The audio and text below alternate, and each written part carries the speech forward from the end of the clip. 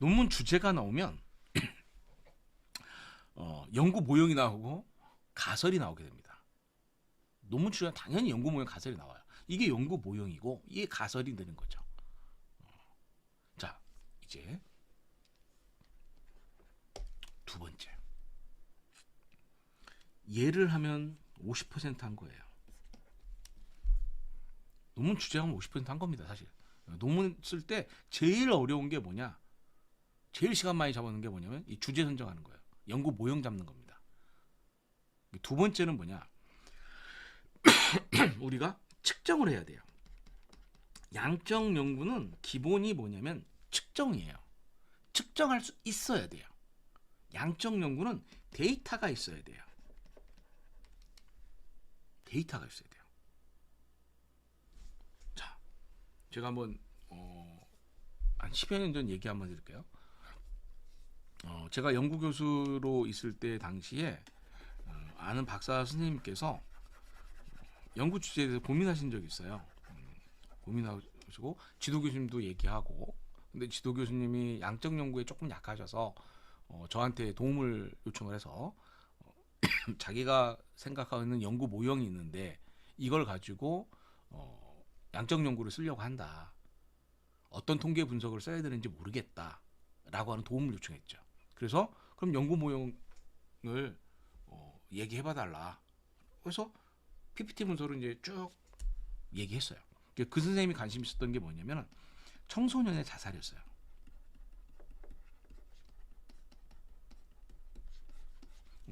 얼마 전에 신문을 봤었는데 우리나라 자살률이 굉장히 높더라고요. 옛날보다는 좀 줄어들었긴 했지만 그래도 지금도 높대요. 그리고 이 자살 시도하는 사람들의 상당수 중에 20, 30대가 꽤 많다고 하더라고요. 근데 그분은 이제 그 중에서도 청소년의 자살에 대해서 관심이 있었어요. 그러면 청소년의 자살에 관심이 있다. 그럼 이게 뭐예요, 결국? 어떻게 하면 청소년의 자살을 낮추고 싶다라는 게 이 선생님의 목적이었죠. 청소년의 자살률이라든가 이런 거는 매스컴이라든가 뭐 이런 것들을 보면은 굉장히 많이 나와 있어요. 통계도 많이 잡혀 있고. 그래서 그 선생님이 얘기하시더라고요. 그럼 얘를 낮추고 싶다. 그래서 이 자살 그러려면 뭐냐? 자살에 영향을 주는 변수가 무엇인지를 알아야 될 거 아니에요. 양적 연구를 하려면 이 무엇인지를 알아야 돼요. 그래서 그러면 자살에 대한 연구를 하는데 여기에 영향을 주는 게 뭘 거냐를 고민하신 거예요. 그래서 서치를 굉장히 많이 하셨더라고요. 공부도 많이 하셨고 여러 가지가 있었어요. 그래서 예를 들어서 성적도 있었고 집단 따돌림도 있고 두 개만 아니면 하죠. 그러면 성적이 자살에 영향을 준다. 집단 따돌림이 자살에 영향을 줄 것이다. 그래서 이게 실제로 얼마만큼의 위험한지를 파악하기 위해서 양적 연구를 하고 싶다라고 얘기했어요. 여기서 제가 한마디 딱 했습니다. 뭐를 했냐면 모형이 굉장히 좋아요. 모형이 굉장히 좋은데 이런 주제로 논문을 서치하잖아요. 성적만 하지 말고 요 두 개만 이것만 가지고 갈까요? 이것만 가죠.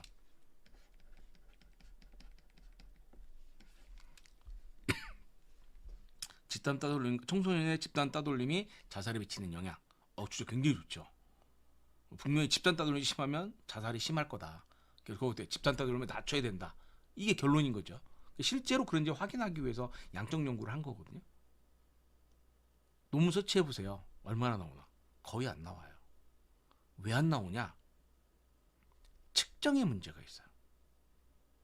무슨 말이냐면, 자, 집단 따돌림 측정할 수 있어요. 집단 따돌림에 대한 설문 도구들이 있어요. 좋아, 오케이. 문제는 뭐냐? 자살을 어떻게 측정할 거예요? 지금 굉장히 극단적인 변수를 사용했는데 자살이라는 변수를 사용을 했는데 자살이라는 변수에서 나올 수 있는 값은 두 개예요. 자살했다, 안 했다. 두 가지 변수가 있죠. 그러면 자살한 사람들의 집단 따돌림의 정도가 있을 거예요.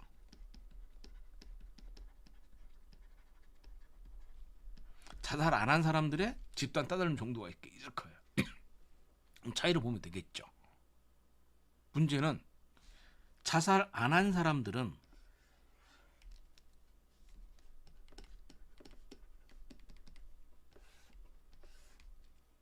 100명의 학생들한테 집단 따돌림 물어보고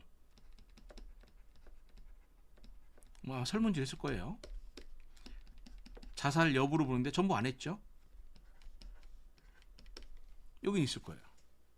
문제는 집단 따돌림이 자살한 사람들 중에서 집단 따돌림, 그럼 자살한 사람의 데이터 측정할 수 있는 방법이 있어요? 없어요. 없죠. 없어요. 딱 그렇게 얘기하니까 그 선생님이 뭐라고 하냐면 그럼 뭐가 있냐면 자살률이 있대요. 자살률. 또는 자살을 한 사람의 수가 있겠죠. 자살률을 가지고 분석하면 되지 않냐라고 얘기하는 거예요. 자, 자살률은 개인의 데이터예요, 집단의 데이터예요. 아마 자살률이라고 했으면 이 선생님은 어떻게 될 거냐면 우리나라의 2023년도에 자살한 사람, 청소년 중에 자살한 사람의 수를 얘기했을 거예요. 우리나라 2023년도에 자살한 학생의 수, 22년도 자살한 학생의 수, 21년도 자살한 학생 수, 그럼 측정할 수 있죠. 데이터가 생겼어요. 집단 따돌림은 어떻게 측정할 거예요? 집단 따돌림은 우리나라의 2023년도에 집단 따돌림의 점수를 계산할 수 있는 방법이 있어요? 없죠. 없어요. 그래서 이런 논문이 안 나오는 거예요. 그래서 자살에 관한 논문을 따지면 양적 연구가 없이 대부분 질적 연구 나오는 이유가 바로 이런 이유 때문에 측정을 하지 못하기 때문에. 그러면 이 양적 연구를 할 때는 결국 여기서 뭐가 되냐? 자살 의도라는 거를 가지고 합니다. 또는 자살 시도 횟수를 가지고 얘기해요. 어떤 상담 프로그램의 상담실에 온 자살을 시도한 자살 의도가 있는 학생들이 있는 어떤 상담실이 있었다. 그럼 그 학생들만 가지고 조사를 한다라고 하면 조사는 조금 어렵긴 하겠지만 일단 할 수 있다라고 하면 그럼 대상자가 있으니까 그러면 자살 시도 횟수가 나올 거 아니에요? 한 번, 0번, 한 번, 두 번, 세 번. 그래서 학생들의 집단 따돌림 조사할 수 있으니까 이건 할 수 있어요. 근데 연구 자체는 굉장히 어렵죠. 왜? 자살 시도한 학생들을 어떻게 측정할 거예요? 어디서 찾으실 거예요? 그래서 논문이 자살에 관련된 양적 연구가 없고 대부분 자살 의도나 자살 시도로 나오는 이유가 바로 이런 이유 때문에 그렇다는 얘기예요. 왜? 측정을 할 수 없기 때문에. 양적 연구는 측정할 수 있어야 돼요. 측정할 수 있어야 돼요. 이게 굉장히 중요한 개념입니다.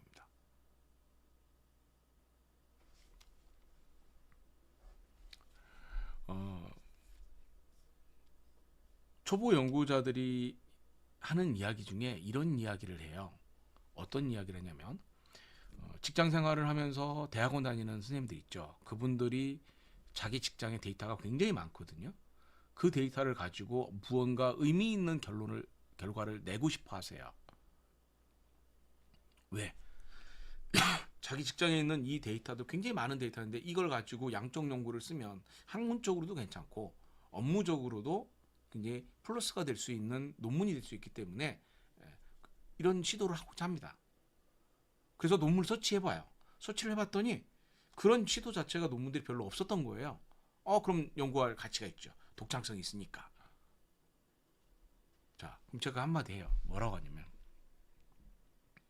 그런 생각을 선생님 혼자만 했을까요? 만약에 이런 주제에 대한 생각을 나 혼자만 했을까요?